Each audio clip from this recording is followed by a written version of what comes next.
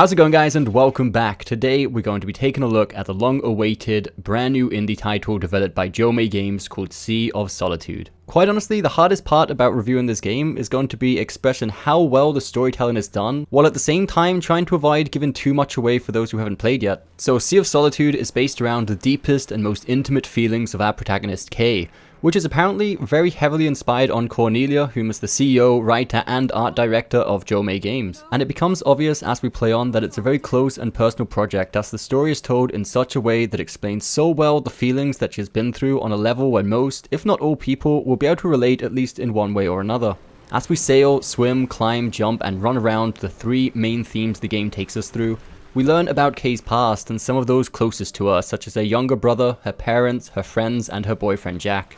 All of which are represented by monsters in a similar style to herself, whom we can see is cloaked in a feathery dark appearance from the beginning of the game. Those aren't the only ones we'll encounter though. There are also other monsters who we'll see throughout the game that are visual personifications of Kay's emotions. This is by far my favorite aspect of the game. The way it explains its story through this method is so unique, and yet at the same time so simple. Everything from the weather reflecting emotions, to the way the water level rises and goes down, to express how deep she is diving into her subconscious to fish out these memories she was too afraid to remember. Heck, I would even go as far as saying the initials of the game, Sea of Solitude SOS, is more than just a coincidence. And I will most likely do another entire video explaining all the symbolism that we can observe in this world, as I really do feel like too much effort went into it to get simply overlooked. But for this video, as we mentioned before, to avoid any spoilers, we won't talk too much about them. So to sum up the story aspect of the game, the most simplified way of describing it would be the journey of Kay trying to overcome her depression.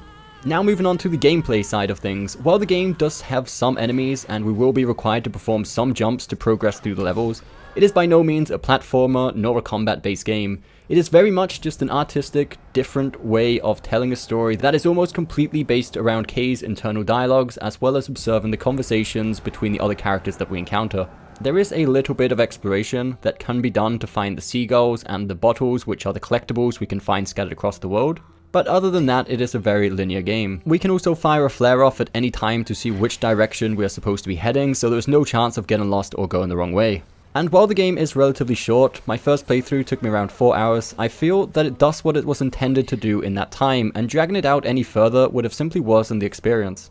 As for the game world, you can probably already tell, but the artwork is fantastic. There are multiple areas in the game where you'll find yourself just stopping to observe the beautiful world that surrounds you. Something that is not often nor easily achieved in games with relatively low poly counts. The voice acting is pretty good for the most part, nothing that stands out too much. In my opinion, the negative, more sad emotions are delivered in a very good, believable manner. However, the more aggressive voices, such as like the anger, do sound a little bit off sometimes. As for the soundtrack, I'm just gonna let it speak for itself. What's the seagull doing here? Shoo! Shoo! Cute.